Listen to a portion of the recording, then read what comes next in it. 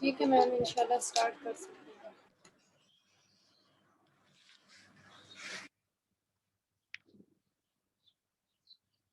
نحمده ونصلي على رسوله الكريم أما بعد فأعوذ بالله من الشيطان الرجيم بسم الله الرحمن الرحيم رب اشرح لي صدري ويسر لي أمري واحلل عقدة من لساني يفقهوا قولي رب زدني علما اللهم فقهنا في الدين اللهم إني أسألك علما نافعا وعملا متقبلا ورزقا طيبا اللهم انفعنا بما علمتنا وعلمنا ما ينفعنا وزدنا علما آمین رب العالمین۔ السلام علیکم ورحمۃ اللہ وبرکاتہ۔ امید کرتی ہوں کہ آپ سب ٹھیک ٹھاک ہوں گے اور رمضان کی رحمت اور برکتوں کو سمیٹ رہے ہوں گے۔ اللہ تعالیٰ آپ کی اور ہماری ہم سب کی عبادتوں کو قبول فرمائے، آمین رب العالمین۔ اپنا سلسلہ جوڑتے ہیں جہاں ہم نے ختم کیا تھا۔ پچھلی بار ہم نے دو باغوں والوں کا قصہ پڑھا تھا، آیت نمبر 49 تک تھا۔ اس سے پہلے ہم نے پڑھا تھا اصحاب کہف کا واقعہ، جس میں ہم نے دیکھا تھا کہ اپنے ایمان کو بچانے کے لیے ان کی ایک آزمائش تھی، اور اس میں عقیدے کے شرک کا ذکر تھا۔ پھر ہم نے اس کے بعد دیکھا دو باغوں والوں کا قصہ، جہاں پہ پتہ چلا کہ مال و اسباب اور اپنی ذات پہ جو ہے وہ ظلم نہیں ہونا چاہیے، اپنی تمام نعمتوں کو اللہ تعالیٰ کی دین سمجھنا چاہیے، اور مال و اسباب کو بھی اور اپنی ذات کو بھی، اپنے نفس کو بھی اپنے رب کے آگے بڑا نہیں سمجھنا چاہیے، اور ان کا بھی شرک نہیں کرنا چاہیے۔ آج جو ہم لوگ پڑھیں گے انشاءاللہ واقعہ، اس میں جو ہے وہ ٹرائل ہے نالج کا، علم کے حوالے سے بات ہوگی انشاءاللہ۔ آیت نمبر 46 تک الحمدللہ ہم نے پچھلی بار کیا تھا۔ میری آواز کلیئر آ رہی ہے سب کو؟ الحمدللہ میم، آواز کلیئر ہے۔ ٹھیک ہے، جزاک اللہ خیر۔ ٹھیک ہے، آیت نمبر 47 سے 49 میں آپ دیکھیے سورہ کہف کی، ہمیں پتہ چلتا ہے اللہ تعالیٰ نے کیا فرمایا۔ قیامت کے دن کا ذکر کیا، لوگوں کا صف در صف اللہ کے سامنے حاضر ہونے کا ذکر ملتا ہے، اور پھر نامہ اعمال کا دیا جانا ہاتھوں میں، اس کا ذکر ملتا ہے، اور انسانوں کا اس حیرت میں مبتلا ہونا کہ اس نامہ اعمال میں ہر چھوٹے سے چھوٹا اور بڑے سے بڑا عمل کس قدر ایکیوریسی سے لکھا ہوا ملتا ہے۔ پھر آیت نمبر 50 میں ہم دیکھتے ہیں کہ شیطان کا ذکر ہے، اور ہمیں کیا پتہ چلتا ہے کہ تکبر کا خاتمہ کیسے کرنا ہے، کہ اپنا سر رب ذوالجلال کے سامنے سجدے میں رکھنا ہے، خشوع اور تذلل کے ساتھ رب کی اطاعت میں جھک جانا ہے۔ یہ وہ کام ہے، سجدہ ریز ہونا اللہ کے سامنے وہ کام ہے جو شیطان نے نہیں کیا اور اب اپنے تکبر میں مبتلا ہو گیا۔ اس کے علاوہ آیت نمبر 51 سے 53 میں ہمیں یہی پتہ چلتا ہے کہ جو شیطان کی اطاعت کرتے ہیں یا کسی بھی دوسرے کی اطاعت کرتے ہیں اللہ کے سوا، ایسی اطاعت جس کا حق صرف اور صرف اللہ رب العزت کو ہے، تو اس کا ذکر ہمیں یہاں پہ ملتا ہے کہ ایسے مشرکین، یعنی کہ یہ شرک کرنے والے اور مشرکین کا حال کیا ہوگا جب ان کے شرک کی حقیقت قیامت کے دن کے اوپر کھل جائے گی۔ آیت نمبر 54 سے 59 یعنی کہ 54 سے 59 میں ہم کیا دیکھتے ہیں، ان لوگوں کا ذکر ہے جو اللہ کے نبیوں اور دین کی طرف بلانے والوں کی دعوت کو اہمیت نہیں دیتے اور ان کا مذاق بناتے ہیں۔ کہ ماضی میں ایسے لوگوں کا انجام پچھلی قوموں میں ہم نے دیکھا کہ کتنا عبرتناک انجام رہا۔ آیت نمبر 60 سے انشاءاللہ ہمارا آج کا پھر شروع ہوگا واقعہ موسیٰ علیہ السلام اور خضر علیہ السلام کا واقعہ۔ اس کے حوالے سے میں آپ کو پہلے تھوڑا سا اس کا حدیث کے حوالے سے بتاتی ہوں کہ واقعہ ہے کیا۔ رسول اللہ صلی اللہ علیہ وسلم نے فرمایا کہ ایک دفعہ موسیٰ علیہ السلام بنی اسرائیل میں کھڑے ہو کر خطبہ دے رہے تھے، تو سامعین میں سے کسی نے پوچھا، خطبہ بہت زبردست تھا، تو سامعین میں سے کسی نے پوچھا کہ موسیٰ علیہ السلام، کیا اس وقت لوگوں میں سب سے آپ سے بڑھ کر بھی کوئی بڑا عالم ہے؟ تو موسیٰ علیہ السلام نے کہا نہیں، میں ہی ہوں سب سے بڑا عالم۔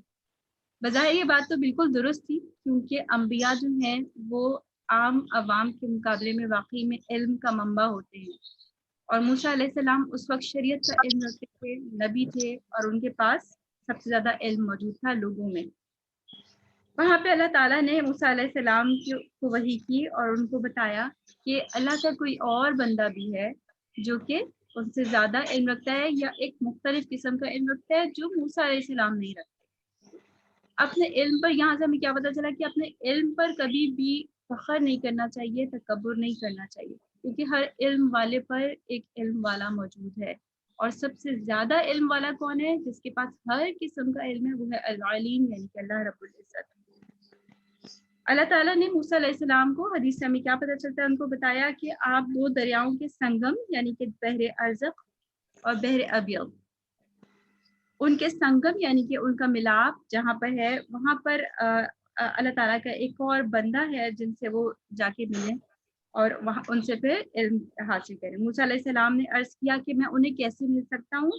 تو اللہ تعالیٰ نے ان کو بتایا کہ اپنے ساتھ ایک مچھلی جو کہ پکی ہوئی ہو، مردہ مچھلی ہو، اپنی زنبیل میں رکھ کے لے جائیں، یعنی کہ اپنے ساتھ جو بھی ٹوکری یا جو بھی سامان کیری کرنے کی چیز ہے اس میں وہ اس کو رکھ کے لے جائیں، اور جہاں پر وہ مچھلی گم ہو جائے وہیں وہ بندہ ان کو مل جائے گا۔ چنانچہ موسیٰ علیہ السلام نے یہی کیا کہ ایک مچھلی اپنی زنبیل میں رکھ لی، اور وہ خود اور ان کے شاگرد یوشع بن نون جو کہ بعد میں نبی کے عہدے پر فائز ہوئے موسیٰ علیہ السلام کے بعد، تو یوشع بن نون جو ہے وہ موسیٰ علیہ السلام کے شاگرد تھے، اور یہ دونوں سفر پر روانہ ہوئے یہاں تک کہ وہ راستے میں ایک چٹان پر پہنچے۔ وہاں وہ چٹان پر اپنا سر رکھ کر سو گئے، تھکان اتار لی۔ اس وقت کیا ہوا کہ موسیٰ علیہ السلام تو سو گئے، مگر یوشع بن نون جو ہے وہ جاگ رہے تھے، اور انہوں نے دیکھا کہ وہ مچھلی جو زنبیل میں رکھی ہوئی تھی وہ تڑپ کر نکلی اور زندہ ہو کر پانی میں ایک سرنگ سی بناتی ہوئی اور چلی گئی۔ ایسی سرنگ تھی کہ جس میں پانی کی روانی جس کی وجہ سے پانی کی روانی بھی رکی ہوئی تھی، اور وہ بہت ہی عجیب سا منظر تھا۔ یہ ہمارے لیے بھی بالکل ہی ایک ایکسٹراڈنری بات ہے کہ اس طرح سے مچھلی جو ہے زندہ ہو کر اور پانی میں سرنگ بنا کے نکل جائے۔ جب موسیٰ علیہ السلام بیدار ہوئے تو انہوں نے کہا، آگے بڑھنے کا ذکر کیا۔ اس وقت یوشع بن نون کے ذہن سے بالکل نکل گیا کہ انہوں نے مچھلی کو اس طرح سے جاتے ہوئے دیکھا، اور وہ فوراً سامان کو اٹھا کر پیک اپ کرنا اور ان کے ساتھ آگے نکلنے پہ نکلنا شروع ہو گئے۔ اور پھر کیا ہوا کہ وہ دونوں سفر کرتے رہے اور دن کا باقی حصہ اور رات بھی چلتے رہے۔ آیت کے اوپر آتے ہیں، یہیں سے ذکر ملتا ہے ہمیں۔ اللہ تعالیٰ فرماتے ہیں قرآن مجید میں آیت نمبر 60 میں سورہ کہف کہ وَإِذْ قَالَ مُوسَىٰ لِفَتَاهُ، اور وہ واقعہ، وہ قصہ بھی یاد کرو جب موسیٰ علیہ السلام نے اپنے خادم سے کہا یا اپنے لڑکے سے کہا، شاگرد سے کہا، میں تو چلتا ہی جاؤں گا یہاں تک کہ دو دریاؤں کے سنگم پر نہ پہنچ جاؤں، یا پھر میں مدتوں چلتا ہی رہوں گا، یا پھر میں مدتوں چلتا ہی رہوں گا۔ اب اس ایک آیت سے ہمیں پتہ چلتا ہے کہ موسیٰ علیہ السلام کو کیا پتہ چلا تھا کہ کوئی اور علم بھی ہے جو وہ حاصل کر سکتے ہیں یا وہ حاصل کرنا چاہ رہے تھے۔ یہاں پہ ہمیں موسیٰ علیہ السلام کا علم حاصل کرنے کے لیے علم کی تلاش میں نکلنے کا ان کا ارادہ پتہ چلتا ہے، اور ان کے شوق کا عالم پتہ چلتا ہے کہ کوئی چیز اس علم کے حصول سے انہیں روک نہیں سکتی۔ کیا کہتے ہیں کہ میں مدتوں چلتا ہی رہوں گا یہاں تک کہ میں اپنے مقصد کو حاصل نہ کر لوں یا اس علم کو حاصل نہ کر لوں جس کے لیے میں نکلا ہوں۔ یہاں سے ہمیں کیا پتہ چلتا ہے کہ جو اللہ تعالیٰ کے انبیاء ہیں یا انبیاء کے بعد چنے ہوئے لوگ ہیں، ان کا طریقہ کار کیا ہوتا ہے، یا کامیاب لوگوں کا طریقہ کار کیا ہوتا ہے؟ وہ کیا کرتے ہیں؟ وہ علم حاصل کرنے کے لیے نہ صرف یہ کہ اس میں انٹرسٹ رکھتے ہیں، بلکہ اس کے لیے پیشن رکھتے ہیں اپنے اندر اور ڈٹرمنیشن رکھتے ہیں۔ کوئی بھی علم حاصل کرنے کے لیے کب ہمارے لیے آسانی ہوتی ہے؟ جب ہمیں اس کے اندر انٹرسٹ ہوتا ہے۔ اگر انٹرسٹ نہیں ہوگا تو وہ علم حاصل کرنا بہت بھاری محسوس ہوگا۔ اور پھر جیسے یہاں پہ کہا مدتوں چلتا ہی رہوں گا، تو پھر مدتوں کیا چند فرلانگ بھی چلنا مشکل ہو جائے گا، 1 کلومیٹر بھی چلنا مشکل ہو جائے گا، اپنے گھر کی کمفرٹ سے باہر نکلنا مشکل ہو جائے گا۔ لہٰذا کسی بھی علم کو حاصل کرنے کا اگر آپ ارادہ کریں، اگر میں ارادہ کروں، تو کیا ضروری ہے کہ میں اس میں اپنا انٹرسٹ پیدا کروں اور اپنے اندر اس کے لیے اس کو تلاش کرنے کی، اس علم کو حاصل کرنے کے لیے اپنا پختہ ارادہ کروں اور اس کے اوپر جم جاؤں، جیسے کہ ہم یہاں پہ موسیٰ علیہ السلام کے طریقے سے پتہ چلتا ہے۔ آگے چلتے ہیں، اللہ تعالیٰ فرماتے ہیں فَلَمَّا بَلَغَا مَجْمَعَ بَيْنِهِمَا نَسِيَ حُوتُهُمَا فَاتَّخَذَ سَبِيلَهُ فِي الْبَحْرِ سَرَبًا، کہ پھر جب وہ دونوں دریاؤں کے سنگم پر پہنچ گئے تو اپنی مچھلی کو بھول گئے. یہاں پہ وہی واقعہ ہوا کہ وہ دونوں موسیٰ علیہ السلام سستانے کے لیے لیٹے, آرام کرنے کے لیے لیٹے, ان کی آنکھ لگی اور پھر وہ مچھلی جو ہے وہ رستہ بنا کر پانی میں چلی گئی. اپنی مچھلی کو بھول گئے اور اس مچھلی کے دریا میں سرنگ کی طرح, اس مچھلی نے دریا میں سرنگ کی طرح اپنا راستہ بنا لیا. پھر جب وہ وہاں سے آگے نکل گئے تو موسیٰ علیہ السلام نے یوشع بن نون سے کہا کہ ہمارا کھانا لاؤ. اب کیا ہوا کہ وہ دونوں وہاں سے آگے نکلے, جب بھول گئے مچھلی کے بارے میں یوشع بن نون موسیٰ علیہ السلام کو بتانا, تو اس کے بعد وہ کافی آگے نکل گئے. اور حدیث سے ہمیں کیا پتہ چلتا ہے, رسول اللہ صلی اللہ علیہ وسلم نے فرمایا کہ اب جو سفر تھا وہ سفر زیادہ ٹائرنگ تھا, وہ سفر زیادہ تھکا دینے والا تھا, اور موسیٰ علیہ السلام کو بھوک بھی محسوس ہوئی. انہوں نے کہا یوشع بن نون سے کہ لاؤ ہمارا کھانا, اس سفر نے تو ہمیں بہت تھکا دیا ہے. تو یوشع بن نون کو یاد آ گیا اور انہوں نے اس وقت جواب دیا کہ بھلا دیکھو, جب ہم چٹان کے پاس ٹھہرے ہوئے تھے تو میں آپ سے مچھلی کی بات کرنا ہی بھول گیا. یہ شیطان ہی تھا جس نے مجھے آپ سے مچھلی کا ذکر کرنا بھلا دیا. اب یہاں پہ بھی شیطان ہی جو ہے وہ خیر کی بات کرنا یا مقصد کی بات کو کرنا بھلا دیا کرتا ہے. اور یہاں پہ یوشع بن نون نے بھی اسی بات کا ذکر کیا. پھر مزید بتایا موسیٰ علیہ السلام کو کہ بات یہ ہوئی کہ مچھلی نے بڑے عجیب طریقے سے دریا میں اپنی راہ بنا لی تھی. موسیٰ علیہ السلام نے کہا ارے اسی چیز کی تو ہمیں تلاش تھی, یہی تو اللہ تعالیٰ نے نشانی بتائی تھی کہ جہاں پر سیدنا خضر علیہ السلام نے ملنا تھا.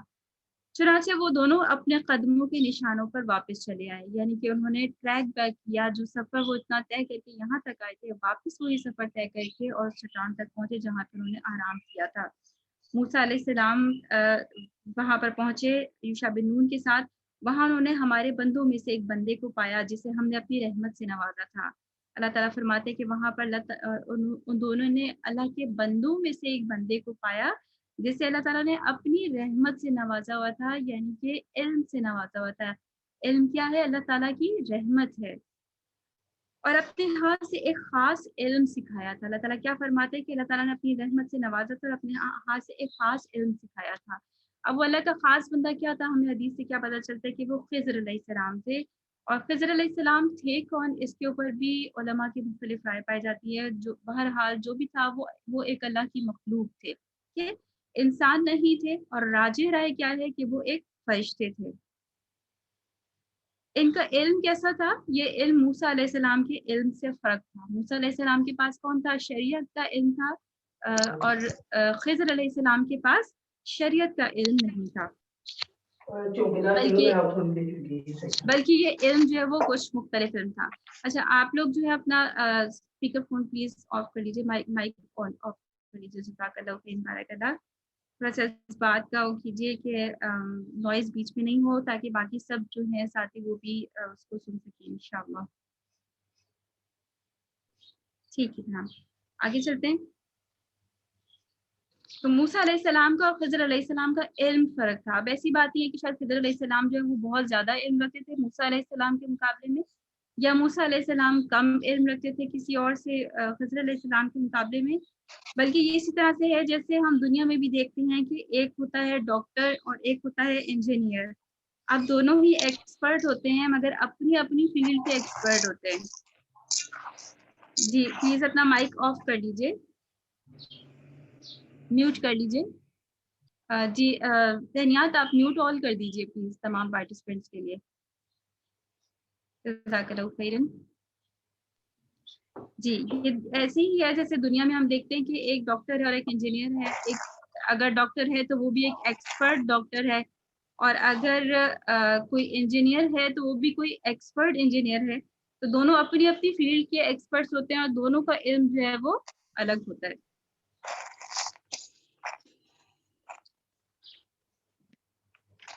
Okay, I am the host. Let me mute all, please.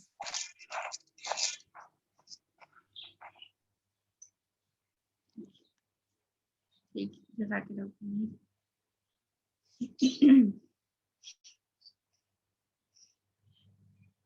ٹھیک ہے آگے بڑھتے ہیں.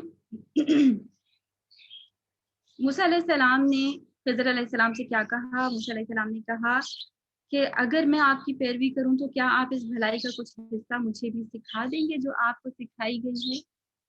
اس بندے یعنی خضر علیہ السلام نے کیا جواب دیا؟ انہوں نے کہا آپ میرے ساتھ صبر نہیں کر سکیں گے, اور جس واقعے کی حقیقت کا آپ کو علم نہ ہو اس پر آپ صبر کر بھی کیسے سکتے ہیں؟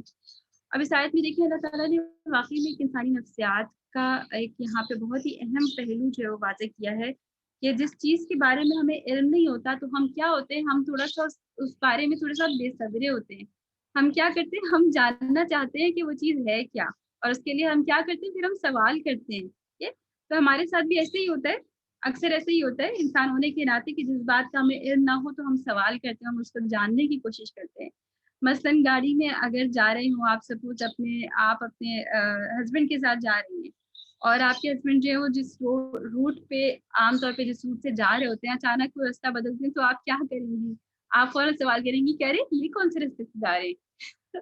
ہوگا نا، اس سے ہم سوال کرتے ہیں آگے سے. یا سپوز آپ کا ڈرائیور ہے، وہ جس ایک ہیبٹ ہے آپ کی، جس روٹ پہ آپ جاتے ہیں اگر وہ اچانک روٹ چینج کر رہا ہے یا کسی دوسرے روٹ سے جا رہا ہے، وہ کسی اور علم کی بنیاد پہ کر رہا ہے، اس کو مے بی اس کو پتا ہو کہ روڈ بلاکس ہیں یا کوئی روڈ جو ہے وہ ابھی تعمیر ہو رہا ہے، کوئی اور پرابلم ہو سکتا ہے، دیر لگتی ہے، تو اس نے اپنا راستہ چینج کیا. مگر آپ کیا کرتے ہیں، پھر آپ فوراً سوال کرتے ہیں کہ یہ راستہ کیوں چینج کیا. تو یہاں پہ بھی ایسی ہے کہ جو علم اس وقت خضر علیہ السلام کے ساتھ حاصل ہونے والا تھا موسیٰ علیہ السلام کو، وہ موسیٰ علیہ السلام کی انسان ہونے کے ناطے اور ایک نبی ہونے کے ناطے جس عہدے پہ وہ فائز تھے، جو علم ان کے پاس تھا اس سے وہ علم فرق تھا اور وہ اس سے ٹکراتا، جس پہ نیچرلی ایک انسان ہونے کے ناطے ان کو وہ بے چین ہوتے اور وہ پھر اس پہ سوال کرتے. موسیٰ علیہ السلام نے کیا جواب دیا جب خضر علیہ السلام نے کہا کہ آپ صبر نہیں کر سکیں گے؟ موسیٰ علیہ السلام نے کہا آپ انشاءاللہ مجھے صابر پائیں گے اور میں کسی معاملے میں آپ کی نافرمانی نہیں کروں گا. خضر علیہ السلام نے کہا اچھا، اگر آپ کو میرے ساتھ رہنا ہے تو پھر مجھ سے کوئی بات نہ پوچھے تا آکے میں خود ہی آپ سے اس کا ذکر کر دوں. یعنی کہ جب تک میں بات نہ کروں تب تک آپ نے اس بارے میں مجھ سے سوال نہیں کرنا. جی ملک عامر، آپ کا سوال ہے کہ کیا خضر علیہ السلام بھی پیغمبر تھے؟ نہیں جی، خضر علیہ السلام پیغمبر نہیں تھے. اور شروع سے سورہ کہف میں جو نا ہم دیکھتے آ رہے ہیں کہ اللہ تعالیٰ نے ایک چیز پہ ہمیں سورہ کہف میں بہت شروع سے جو سبق دیا ہے وہ یہ دیا ہے کہ ایسی بحثوں کے پیچھے نہیں پڑنا جن سے ہمیں کوئی فائدہ حاصل نہیں ہو رہا. اب مجھے یہ بتائیے، آپ سے میں سوال کرتی ہوں کہ خضر علیہ السلام پیغمبر تھے یا خضر علیہ السلام انسان تھے یا خضر علیہ السلام فرشتے تھے؟ بھلا اس بات کو جان لینے سے آپ کو کیا فائدہ حاصل ہوگا؟ اس واقعے میں اللہ تعالیٰ جن پوائنٹس کو ہائی لائٹ کرنا چاہ رہے ہیں ان پوائنٹس کو سمجھنے میں کیا فرق پڑے گا؟ ٹھیک ہے، اچھا یہاں پہ ہم اسی چیز پہ فوکس کریں گے جس چیز پہ اللہ تعالیٰ نے ہمیں یہاں پر فوکس کروایا ہے. ٹھیک ہے، تو خضر علیہ السلام نے ان کو کیا کہا کہ جب تک میں ذکر نہ کر دوں تب تک آپ کوئی بات نہیں پوچھیں گے، کوئی آپ سوال نہیں کریں گے. جی ریکارڈنگ چل رہی ہے.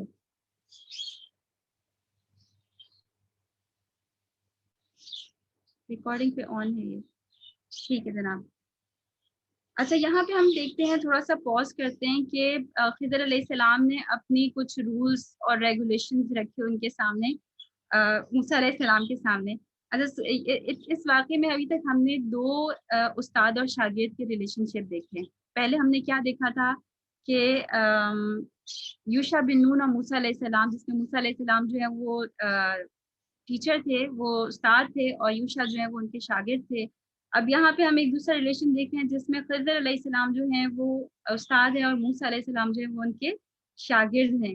اچھا اس پورے واقعے میں جو ہمیں باتیں پتہ چلتی ہیں اس میں سے کچھ سیدھا پوائنٹس ہے جو میں آپ کے سامنے ڈسکس کرنا چاہوں گی، رکھنا چاہوں گی کہ ایک شاگرد کے لیے ہمیں یہاں پہ کیا پوائنٹس ملتے ہیں. علم حاصل کرنے کی مناسبت سے ہم نے کہا تھا کہ ہم انشاءاللہ اس واقعے کو دیکھیں گے اور اس سے سیکھیں گے ایک شاگرد کو کیا کرنا چاہیے. سب سے پہلے تو میں یہاں پہ کیا پتہ چل رہا ہے کہ شاگرد کو صبر کرنا چاہیے نا. شاگرد کو کیا کرنا چاہیے؟ صبر کرنا چاہیے، اور علم کے حصول کے لیے استقامت اور صبر کے ساتھ جو ہے وہ وقت گزارنا چاہیے. استاد کو سننے دینا چاہیے، استاد کو بولنے دینا چاہیے. ٹھیک ہے، اس کے لیے میں واقعہ آپ کے سامنے رکھی ہوں حکیم لقمان کا اور حضرت داؤد علیہ السلام کا، کہ جب حکیم لقمان ان کے پاس گئے، میں آپ کو مفہوم بیان کر رہی ہوں حدیث سے، تو انہوں نے دیکھا کہ حضرت داؤد علیہ السلام جو ہے وہ زرہ بنا رہے ہیں، جو خاص زرہ انہوں نے بنانا شروع کی تھی، حلقے بنا کر اور حلقے میں ڈال کر چینز بنا کے اس طرح سے انہوں نے زرہ بنائی تھی. تو حکیم لقمان خاموشی سے بیٹھ کے وہاں پر دیکھتے رہے ان کو. اور جب زرہ پوری کی پوری انہوں نے بنا لی تو پھر داؤد علیہ السلام نے اٹھا کے ان کو دکھایا اور خود ہی بتا دیا کہ یہ میں نے جنگ میں پہننے کا لباس بنایا ہے۔ اب بتائیے اگر حکیم لقمان درمیان میں ان کو انٹرپٹ کرتے اور کہتے کہ یہ آپ کیا بنا رہے ہیں، یا آپ کیسے بنا رہے ہیں، یا آپ کیوں بنا رہے ہیں، تو داؤد علیہ السلام کیا اس سے خوش ہوتے؟ یا ایک استاد جو ہے وہ پھر اس سے خوش ہوتا؟ نہیں نا۔ تو یہاں سے ہمیں کیا پتا چلا، حکیم لقمان نے کیا کیا کہ خاموشی سے صبر سے بیٹھے رہے اور آٹومیٹیکلی خود بخود ہی ان کو اپنے سوال کا جواب مل گیا۔ جو سوال ان کے ذہن میں جنریٹ ہو رہے تھے ان کا جواب ان کو مل گیا کہ جیسے ہی انہوں نے ذرا مکمل کی تو داؤد علیہ السلام نے ان کو خود بتا دیا کہ یہ جنگ میں پہننے کا لباس ہے۔ تو شاگرد کو کیا کرنا چاہیے؟ صبر سے سننا چاہیے۔ اچھا، استاد کی خدمت یا خیال کرنا چاہیے۔ یوشع بن نون اور موسیٰ علیہ السلام کے میں ہم نے واقعے میں دیکھا کہ یوشع بن نون جو ہے وہ موسیٰ علیہ السلام کا خیال کریں کہ اگر وہ سو رہے ہیں تو وہ ان کے پاس بیٹھے ہیں، یا وہ سو کے اٹھے ہیں تو وہ سو رہے ہیں تو ان کو ڈسٹرب نہیں کیا کہ مچھلی کے واقعے کے لیے ان کو نیند سے جگا دیں اور ان کو جو ہے وہ بتائیں کہ کیا واقعہ ہوا ہے۔ تو استاد جو ہے اس کی خدمت یا اس کا خیال کرنا بھی شاگرد کی ذمہ داریوں میں ہے۔ پھر اس کے علاوہ کہ شاگرد کو استاد کا فرما بردار ہونا چاہیے، بہت زیادہ اس کی بات ماننے والا ہونا چاہیے۔ شاگرد کو استاد کا ادب کرنے والا ہونا چاہیے اور استاد کے طریقے تربیت پر نہ صبر کرنا چاہیے۔ اس کے علم کی حکمت بعد میں سمجھ میں آ جائے گی کہ وہ جس طریقے سے سمجھانا چاہ رہا ہے، جو چیز سکھانا چاہ رہا ہے، اس کی حکمت بعد میں شاگرد کے اوپر کھل جائے گی۔ یہ بات جو بھی ہم نے دیکھی۔ اسی طرح ہمیں استاد کے لیے کیا یہاں پہ کچھ ہائی لائٹس ملتے ہیں کہ استاد کو بھی نا اپنے شاگردوں کا خیرخواہ ہونا چاہیے اور ان کو بہت زیادہ معاف کرنے والا ہونا چاہیے، ٹھیک ہے؟ اور استاد کو کیا چاہیے کہ وہ ادب کر کے اور اپنے شاگردوں کو ادب سکھائے، وہ حسن اخلاق کا مظاہرہ کر کے اور اپنے شاگردوں کو حسن اخلاق سکھائے، ٹھیک ہے۔ اچھا، اس حوالے سے اگر ہم آج کل دیکھیں تو سب سے بڑا جو ہم ایک اسکول یا ایجوکیشن کے حساب سے دیکھتے ہیں اپنے بچوں کے لیے، کیا چیز دیکھتے ہوتے ہیں کہ ہمارے بچوں میں استادوں کا احترام نہیں ہے۔ اور ہم عام طور پہ یہی بات جو ہے وہ ڈسکس کر رہے ہوتے ہیں کہ جی اب بچوں میں وہ استاد کا احترام نہیں ہے جو پہلے ہوا کرتا تھا۔ اس کے پیچھے میں دونوں کو ہی کہوں گی، پیرنٹس کا بھی اس میں ہاتھ ہے اور اس میں کوئی شک نہیں کہ استادوں کو بھی، جیسے کہ میں نے کہا کہ حسن اخلاق کا مظاہرہ کر کے اور حسن اخلاق سکھانا چاہیے۔ جو چیز ہم اپنے بچوں کو سکھانا چاہتے ہیں نا، تو وہ ہمیں صرف زبانی ان کو بتانی نہیں ہے بلکہ عمل کر کے دکھانی ہے، تو ان کے وہ اس کو سیکھ سکیں گے۔ مثلاً میں آپ سے اپنا ایکسپیرینس شیئر کرتی ہوں کہ جب میں چھوٹی تھی، جب میرا بیٹا چھوٹا تھا، تو چھوٹا سا تھا بالکل اور بولنا نہیں جانتا تھا، تو میری ساس نے مجھے بتایا کہ دیکھو بیٹا اس کے سامنے نا انگلش میں بولا کرو تاکہ وہ نا انگلش کے ورڈز کو سیکھ سکے۔ تو میں نے اپنے بچے کو بہت سکھایا، بیٹا بولو اسپون اسپون اسپون، لیکن جب میرے بچے نے بولنا شروع کیا تو اس نے بولا چمچا، اور مجھے بہت حیرت ہوئی۔ میں نے کہا ایسا کیوں ہوا کہ میں نے اتنی محنت کی اس کو اسپون سکھانے میں، مگر جب بولنے آیا تو اس نے بولا چمچا۔ اب وجہ کیا تھی؟ سکھا تو میں اس کو اسپون رہی تھی، مگر جب ہم آپس میں بات کرتے تھے تو ہم کیا کہتے تھے؟ چمچا دے دو، چمچا لے لو، چمچا گر گیا، چمچا اٹھا لو۔ اس نے وہ نہیں سیکھا جو میں سکھا رہی تھی، بلکہ اس نے وہ سیکھا جو میں کہہ رہی تھی اور میں خود کر رہی تھی۔ اس لیے بہت ضروری ہے کہ اگر ہم اپنی اولاد کو یا اپنے شاگردوں کو کوئی علم سکھانا چاہتے ہیں تو ان کے سامنے اس کا عملی مظاہرہ کر کے دکھائیں۔ اسی طرح میں کہوں گی پیرنٹس کو کہ کبھی بھی اپنے بچوں کے سامنے نا ان کے استادوں کی برائی نہ کریں، ٹھیک ہے؟ اگر آپ کو نظر آ رہا ہے کہ سپوز ان کی کوئی کاپی ہے جو چیک نہیں ہوئی ہوئی یا ٹیچر نے غلط چیک کی ہوئی، کبھی بھی ان کے سامنے کرٹیسائز نہ کریں ان کے ٹیچرز کو۔ کیا ہوتا ہے کہ استادوں کی عزت بچوں کے دل میں کم ہونے لگتی ہے اور پھر وہ خود بھی ان کو یہ چیز سیکھتے ہیں کہ اچھا استادوں کو برا بھی کہا جا سکتا ہے۔ تو کبھی بھی اپنے بچوں کے سامنے استادوں کو برا نہ کہیں۔ اگر آپ کو کوئی کمی کوئی خامی نظر بھی آ رہی ہے تو آپ جا کے الگ سے ان سے بات کریں۔ اور اسی طرح استاد کو کیا کرنا چاہیے؟ استاد کو بھی بہت بہتر طریقے سے بچوں سے بات کرنا چاہیے۔ مثلاً میں شیئر کروں گی کہ ایک دفعہ کسی نے شیئر کیا کہ ان کی جو اسلامیات کی ٹیچر تھیں، جو ان کو حسن اخلاق کے بارے میں، نرمی کے بارے میں پڑھا رہی تھیں، اور دوسری طرف وہ کیا کہی تھی کہ انہوں نے کاپیز چیک کی تو کاپیز چیک کرنے کے بعد بچوں کو پھینک کے واپس کی۔ تو اس بچے نے آ کے کمپلین کی کہ ماما یہ کیا ہوا، اس کی کاپی جو ہے وہ اس سے اپنے کور میں سے الگ ہو گئی تھی، تو جس کے نتیجے میں اس نے اپنی مدر کو یہ چیز بتائی کہ کاپی پھینک کے دے رہی تھی۔ مجھے بتائیے کہ اگر ہم اپنے بچوں کو بتا تو رہے ہیں، پڑھا رہے ہیں، سکھا رہے ہیں ایز اے ٹیچر، ایک استاد کے طور پہ کہ اخلاق ہونا کیا چاہیے، نرمی کرنی چاہیے، معاف کرنا چاہیے، غصہ نہیں کرنا چاہیے، لیکن ہم ان کے سامنے اسی قسم کا بیہیویئر شو کریں گے تو بچہ کس چیز کو سیکھے گا؟ تو اس کے لیے ہمیں بہت زیادہ کیئرفل ہونے کی ضرورت ہے۔ آگے بڑھتے ہیں، اپنی کہانی کی طرف واپس آتے ہیں، اپنے واقعے کی طرف واپس آتے ہیں۔ اللہ تعالیٰ فرماتے ہیں، آیت نمبر 71 سے آگے لے کے چلوں گی کہ چنانچہ وہ دونوں چل کھڑے ہوئے۔ کیا ہوا کہ دونوں کے درمیان معاہدہ طے پا گیا کہ موسیٰ علیہ السلام اب خضر علیہ السلام کے ساتھ رہیں گے، اور خضر علیہ السلام نے کیا رولز رکھے اپنے کہ آپ مجھ سے کوئی بات پوچھیں گے نہیں، سوال نہیں کریں گے جب تک کہ میں خود نہیں بتا دوں۔ اب یہ دونوں چل کھڑے ہوئے، حتیٰ کہ ایک کشتی میں سوار ہوئے تو خضر علیہ السلام نے اس کشتی میں شگاف ڈال دیا۔ موسیٰ علیہ السلام نے کہا، کیا تم نے اس لیے شگاف ڈالا ہے کہ کشتی والوں کو ڈبو دو؟ یہ تو تم نے خطرناک کام کیا ہے۔ خضر علیہ السلام نے کہا، میں نے کہا نہ تھا کہ تم میرے ساتھ صبر نہ کر سکو گے۔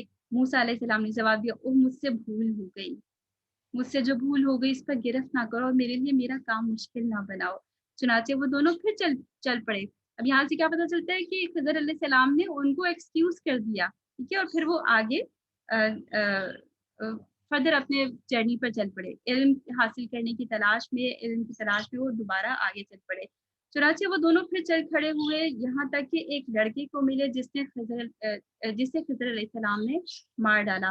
موسیٰ علیہ السلام نے کہا، تم نے تو ایک بے گناہ شخص کو مار ڈالا جس نے کسی کا خون نہ کیا تھا، یہ تو تم نے بہت ناپسندیدہ کام کیا۔ خضر علیہ السلام نے کہا، میں نے کہا نہ تھا کہ تم میرے ساتھ کبھی صبر نہیں کر سکو گے۔ موسیٰ علیہ السلام نے کہا، اگر اس کے بعد میں نے کوئی بات پوچھی تو پھر مجھے اپنے ساتھ نہ رکھنا۔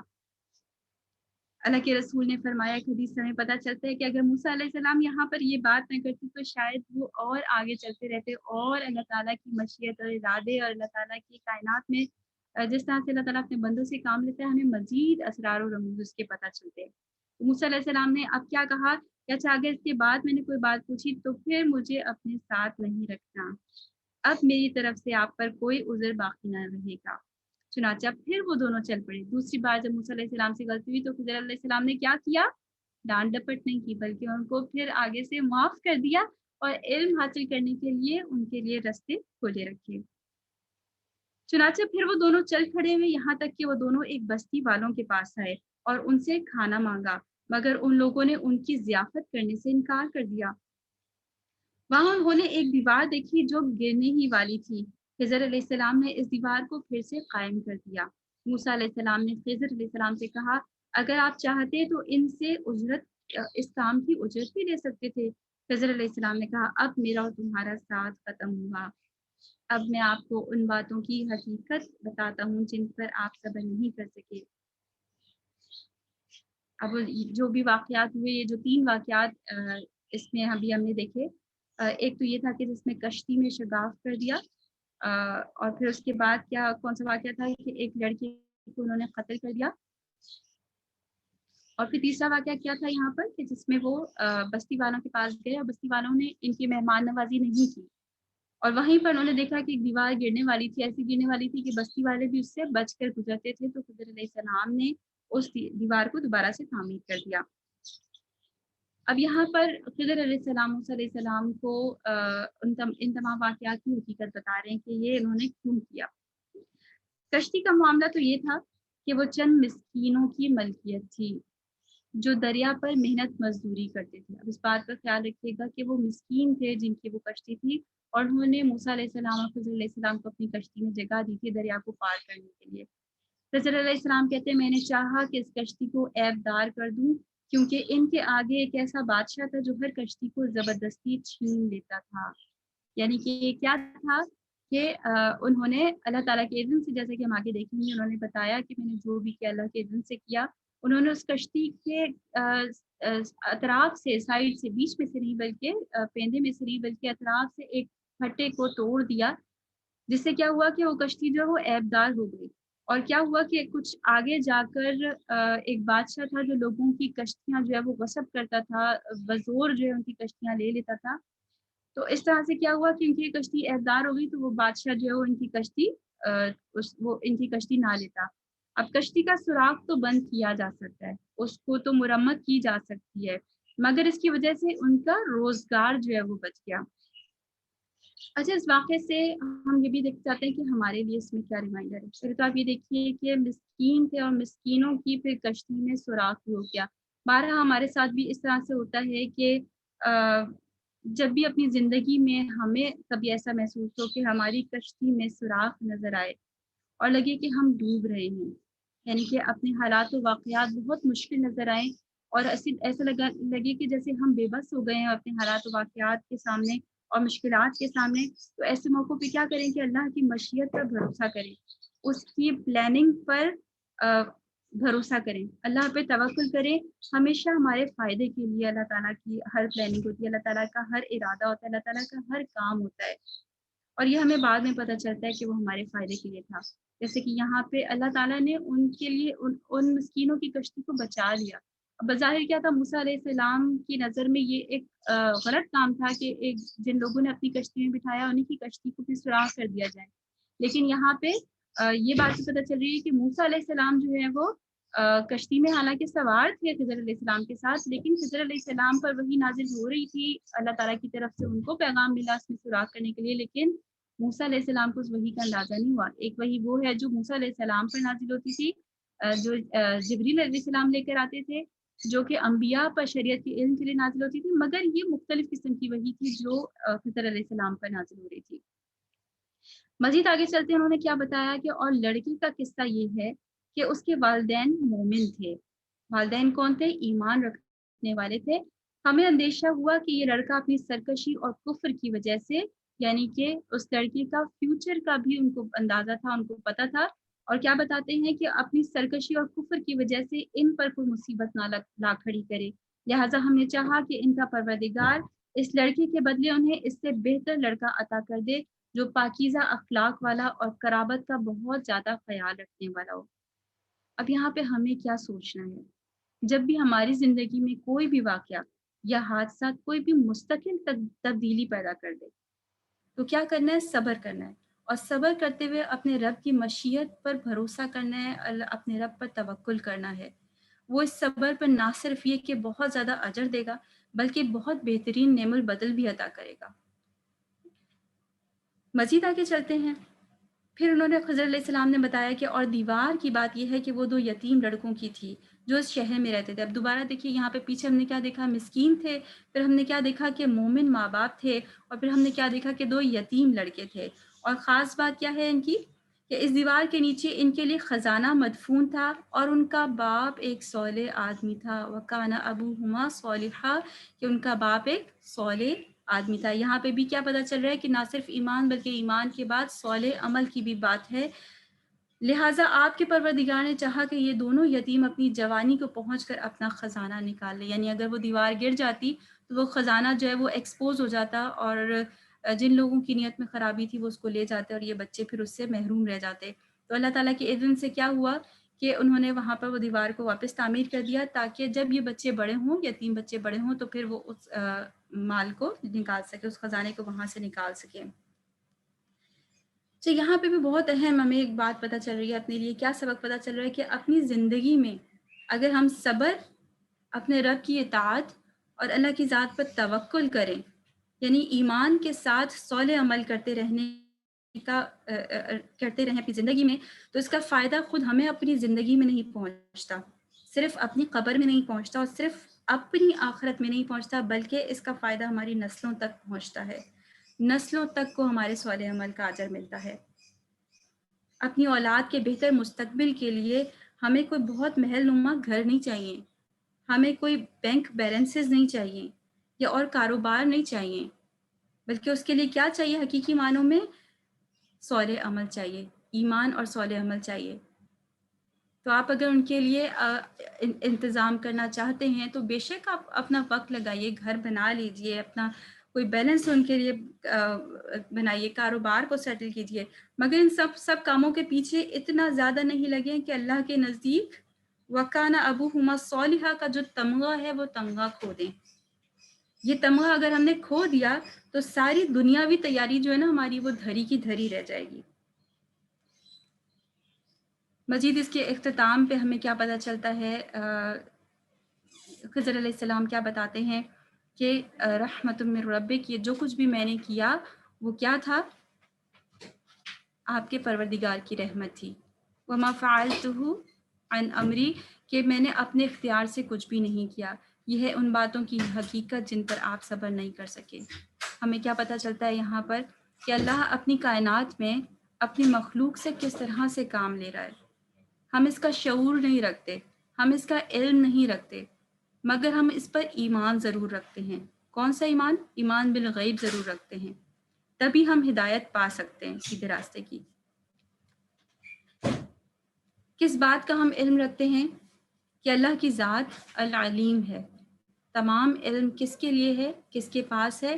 اللہ کی ذات کے پاس ہے۔ اور اللہ تعالیٰ ہمیں خود کیا بتاتے ہیں قرآن میں کہ یعلم ما بین ایدیہم وما خلفہم ولا یحیطون بشیء من علمہ الا بما شاء، کہ اللہ تعالیٰ کی اذن کے بغیر، اللہ تعالیٰ کی مرضی کے بغیر کوئی بھی اس کے علم میں سے ایک قطرہ بھی نہیں لے سکتا، تھوڑا سا بھی علم حاصل نہیں کر سکتا اس میں سے۔ تو ہمیں اپنے علم کے حصول کے لیے اپنے رب سے دعا مانگنی چاہیے، بلکہ ہم انسان اگر اشرف المخلوقات ہیں تو وہ اپنے علم ہی کی بنیاد پر ہیں، ورنہ عبادت کے لیے تو اللہ تعالیٰ کے پاس فرشتے بھی موجود تھے، تسبیح کے لیے تو فرشتے بھی موجود تھے۔ موسیٰ علیہ حضرت آدم علیہ السلام کو جو اشرف المخلوقات بننے کا شرف حاصل ہوا، اور ان کے بعد آدم کی اولاد یعنی ہم سب کو جو اشرف المخلوقات بننے کا شرف حاصل ہوا، وہ کب ہوا؟ اپنے علم کی بنیاد پر، اپنے رب کو پہچان کر اس کی عبادت کرنے پر، اپنے علم کی بنیاد پر عبادت کرنے کی۔ اور اپنے اس علم کی بنیاد پر عبادت کرنے کا بہترین طریقہ کیا ہے کہ قرآن سے جڑ جائیں اور قرآن کو ترجمے اور تفسیر کے ساتھ جانیں۔ اس سے اللہ کی معرفت حاصل ہوگی، اور اللہ کی معرفت حاصل ہوگی تو اس کی عبادت میں حقیقی معنوں میں مزہ پیدا ہوگا، اور وہ جو اشرف المخلوقات ہونے کا جو ایک رتبہ ہے وہ انشاءاللہ حاصل ہوگا۔ ایک روایت کے مطابق ہمیں کیا پتہ چلتا ہے کہ کشتی میں جب سوار تھے خضر علیہ السلام اور موسیٰ علیہ السلام، تو اس دوران ایک چڑیا آئی اور اس نے سمندر کے پانی سے ایک گھونٹ اپنی چونچ میں بھرا، یعنی کہ ایک قطرہ اپنی چونچ میں اس نے لیا۔ تو خضر علیہ السلام نے موسیٰ علیہ السلام کو بتایا کہ ہمارے علم، یعنی کہ موسیٰ علیہ السلام اور خضر علیہ السلام کے علم اور اللہ کے علم کا کمپیریزن کیا ہے، اس کا موازنہ کیا ہے، کہ جیسے سمندر جو ہے وہ اللہ کا علم ہے، اور ہمارا علم کتنا ہے کہ جتنا اس چڑیا کی چونچ میں موجود ہے۔ حقیقی معنوں میں اللہ ہی کی ذات ہے جو کہ العلیم ہے۔ اس کی تلاوت سن لیتے ہیں۔ کرنے کا کام کیا ہے؟ اپنی زندگی میں ہونے والے مختلف حالات و واقعات میں کیا کرنا ہے؟ کیا پتہ چلا؟ صبر کرنا ہے اور اللہ پر بھروسہ کرنا ہے، اور اللہ تعالیٰ بہترین پلان کرنے والا ہے۔ ایک پلان وہ ہوتا ہے جو ہم کرتے ہیں، اور ایک پلان وہ ہوتا ہے جو اللہ کی ذات کرتی ہے، اور جو اللہ پلان کرتا ہے وہ یقیناً ہمارے حق میں بہتر ہوتا ہے۔ اللہ تعالیٰ قرآن مجید میں فرماتے ہیں کہ ہو سکتا ہے کوئی ایک چیز تمہیں پسند نہیں آئے مگر وہ تمہارے حق میں بہتر ہو، اور ہو سکتا ہے کوئی چیز ہمیں بہت پسند آئے مگر وہ ہمارے حق میں بہتر نہیں ہو۔ اللہ تعالیٰ جانتے ہیں اور ہم نہیں جانتے۔ اختتام کرتے ہیں اس دعا کے ساتھ کہ اللہم بعلمک الغیب وقدرتک علی الخلق، کہ اللہ تو اپنے علم غیب اور مخلوق پر اپنی قدرت کی بدولت احینی ما علمت الحیات خیر لی، کہ مجھے زندہ رکھ جب تک تو سمجھتا ہے کہ میرے لیے زندہ رہنا بہتر ہے، وتوفنی اذا علمت الوفات خیر لی، اور مجھے موت دے جب تک تو سمجھتا ہے کہ میرے لیے موت بہتر ہے۔ اللہم واسألک خشیتک فی الغیب والشہادہ، کہ اللہ اور میں غیب اور حاضر میں تجھ سے ڈرتے رہنے کا سوال کرتی ہوں۔ واسألک کلمۃ الحق فی الرضا والغضب، اور رضامندی اور غضب کی حالت میں حق بات کہنے کی توفیق چاہتی ہوں۔ واسألک القسط فی الفقر والغنی، محتاجی اور غنا میں میانہ روی کا سوال کرتی ہوں۔ واسألک نعیما لا ينفد، نہ ختم ہونے والی نعمت مانگتی ہوں۔ واسألک قرۃ عین لا تنقطع، نہ منقطع ہونے والی آنکھوں کی ٹھنڈک مانگتی ہوں۔ وَأَسْأَلُكَ الرِّضَاءَ بَعْدَ الْقَضَاءِ، تقدیر کے فیصلے پر راضی رہنے کا سوال کرتی ہوں. وَأَسْأَلُكَ بَرْدَ الْعَيْشِ بَعْدَ الْمَوْتِ، موت کے بعد اچھی زندگی کی طلبگار ہوں. وَأَسْأَلُكَ لَذَّةَ النَّظَرِ إِلَى وَجْهِكَ، تیرے چہرے کی طرف دیکھنے کی لذت کی آرزو مند ہوں. وَالشَّوْقَ إِلَى لِقَائِكَ فِي غَيْرِ ضَرَّاءَ فی غیر ضراء مضرۃ ولا فتنۃ مضلہ، کہ آپ کی یا اللہ آپ کی ملاقات کا شوق رکھتی ہوں بغیر کسی نقصان پہنچانے والی تکلیف کے اور بغیر گمراہ کرنے والے فتنے کے. اللہم زینا بزینت الایمان وجعلنا ہداۃ مہتدین، اے اللہ تو ہم کو ایمان کی زینت سے مزین کر دے اور ہم کو ہدایت یافتہ لوگوں کا رہنما بنا دے. سبحانک اللہم و بحمدک نشہد ان لا الہ الا انت نستغفرک و نتوب الیک. السلام علیکم ورحمۃ اللہ وبرکاتہ.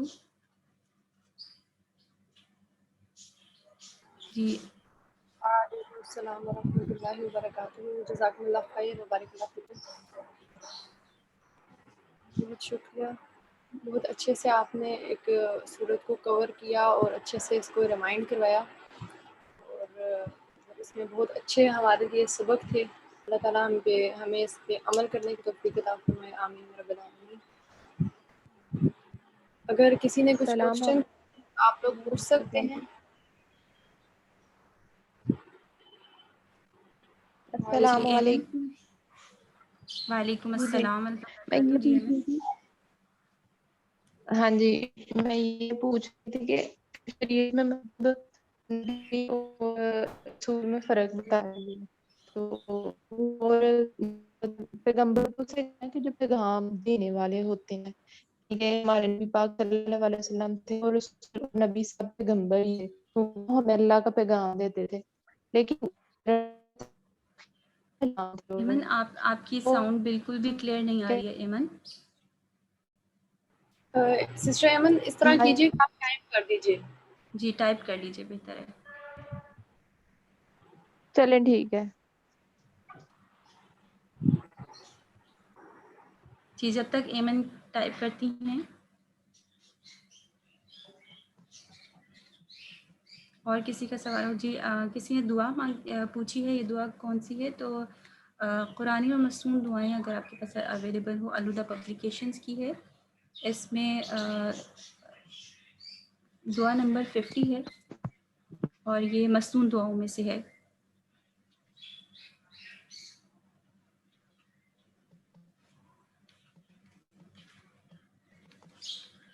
جی یہ دعا سنن نسائی کی کتاب الصحف میں باب 1306 صحیح حدیث میں آپ کو مل جائے گی.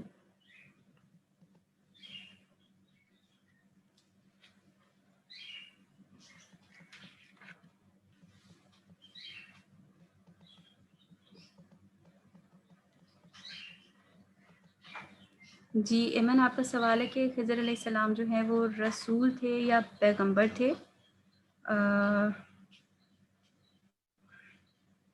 ٹھیک ہے.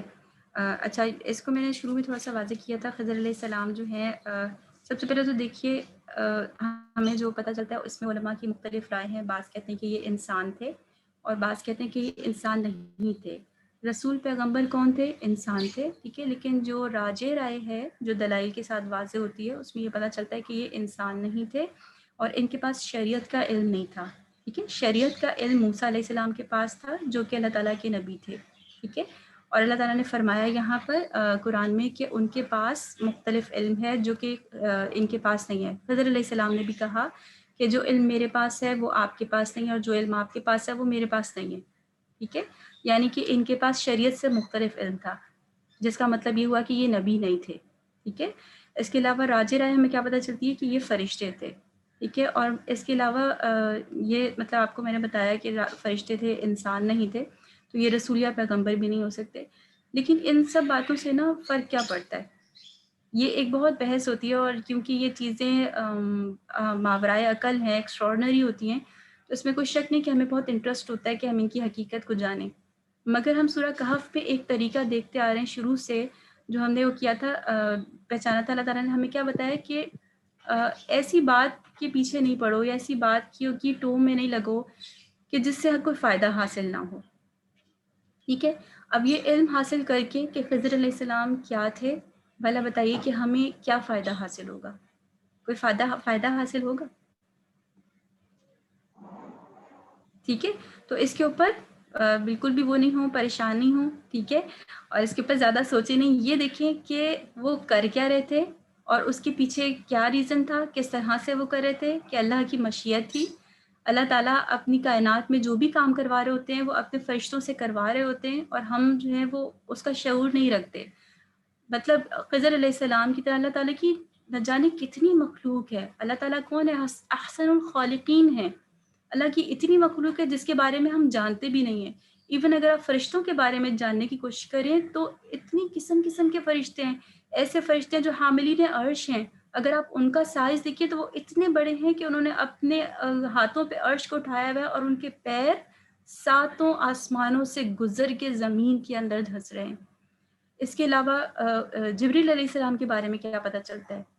600 پر ہیں ان کے، فرشتوں کے سردار ہیں. تو اللہ تعالیٰ تو احسن الخالقین ہے. اللہ تعالیٰ نے اپنی بہت طرح کی مخلوق پیدا کی ہے جس کو ہمارے حواس جس کو جان نہیں سکتے. ٹھیک ہے. اور اللہ تعالیٰ اپنی اس مخلوق سے ہمارے لیے اس کائنات میں کام لے رہے ہیں. ٹھیک ہے. ہمارے آس پاس ڈیلی ہمارے ساتھ ہونے والے بہت سارے واقعات جو ہیں ان کے پیچھے اللہ تعالیٰ کی مشیت ہوتی ہے، اور اللہ تعالیٰ انہی فرشتوں کے ذریعے کام کروا رہے ہوتے ہیں.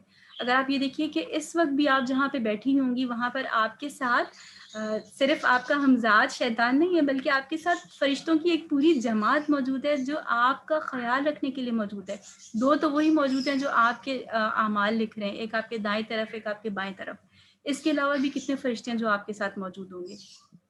ٹھیک ہے. تو یہ اللہ کی مخلوق ہمارے آس پاس موجود ہے، اور اللہ کے حکم سے ہمیں نہ صرف یہ کہ ہمارے لیے اللہ تعالیٰ کے حکم کو پورا کر رہے ہیں، ہمیں سیو کر رہے ہیں، ہمیں بچا رہے ہیں. ٹھیک ہے. تو جو بھی واقعات و حالات اس دنیا میں ہمارے ساتھ ہو رہے ہیں اللہ تعالیٰ کے حکم سے وہ اللہ تعالیٰ کی یہ مخلوق جو ہے اس کو پورا کرے گی. تو ہمیں اسی چیز پہ انشاءاللہ فوکس بھی کرنا ہے.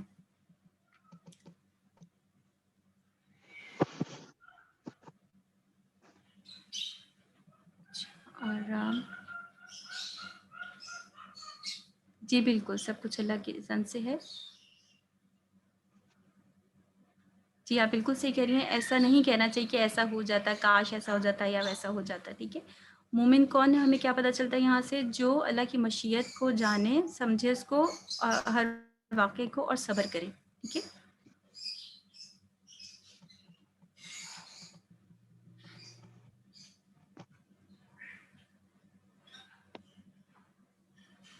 جی دیکھیے جو غلطیاں ہم سے ہوتی ہیں، آپ کا یہاں پہ جو سوال ہے، تو یہ اللہ تعالیٰ نے ہمارے ہاتھ میں ایک چوائس دی ہوئی ہے. ٹھیک ہے. جو حالات و واقعات ہیں، ٹھیک ہے، جو تقدیر ہے وہ اللہ کے ہاتھ میں ہے. مگر کسی بھی موقع پہ ہم کیا ڈیسیژن لیتے ہیں، یہی وہ چیز ہے جو ہمارے ہاتھ میں دی گئی ہے، ڈیسیژن پاور، کہ ہم کون سا راستہ اختیار کرتے ہیں. ٹھیک ہے. اس کے لیے یہی جو ایک ڈیسیژن پاور ہے یہ جنات کو دیا گیا تھا ہم سے پہلے. ٹھیک ہے. جنہوں نے دنیا میں فساد پیدا کیا، جو ہمیں سورہ بقرہ میں ملتا ہے، جس کا ذکر ملتا ہے. جس کے بعد پھر فرشتوں نے اللہ تعالیٰ سے کہا کہ یا اللہ تو ایسی مخلوق پیدا کر رہا ہے کہ جو فساد کرے گی، پیدا کرے گی. تو اللہ تعالیٰ نے کہا تھا کہ میں وہ جانتا ہوں جو تم نہیں جانتے. ٹھیک ہے. تو یہی ڈیسیژن پاور، یہی چوز کرنے کی جو ایک خاصیت ہے، یہ ہمیں بھی دی گئی ہے کہ ہم بہتر عمل کرتے ہیں یا ہم غلط عمل کرتے ہیں. ٹھیک ہے. ہمارے پاس چوائسیز ہوتی ہیں، سیدھے راستے کی چوائس بھی ہوتی ہے اور ایک غلط راستے کی چوائس بھی ہوتی ہے. تو یہ ہمارے اوپر ڈیپینڈ کرتا ہے کہ ہم کیا چوز کرتے ہیں. ٹھیک ہے. حالات و واقعات جو ہمارے ساتھ زندگی میں ہونے والے ہوتے ہیں وہ اللہ کی طرف سے ہوتے ہیں. مثلا اگر کسی کی زندگی میں کوئی اللہ تعالیٰ نے کوئی حادثہ لکھا ہوا ہے تو وہ حادثہ تو اس کے ساتھ ہو جانا ہے، مگر وہ اس حادثے پر ریئیکٹ کیسے کرتا ہے یہ اس کے اپنے ہاتھ میں. ٹھیک ہے.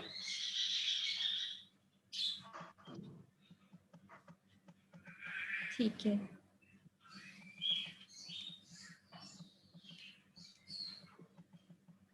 ٹھیک ہے جی. میرے خیال سے یہاں پہ ہم اپنا سیشن ختم کر دیتے ہیں. اور کچھ سوال ہے؟ جی.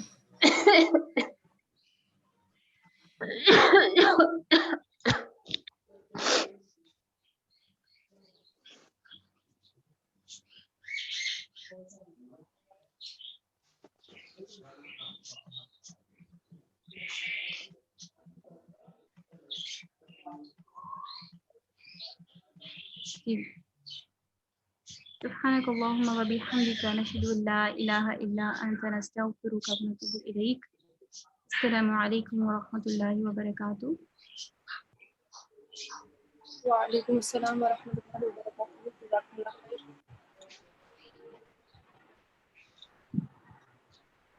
ہمیں اس پہ پلیٹ کون سی دوں؟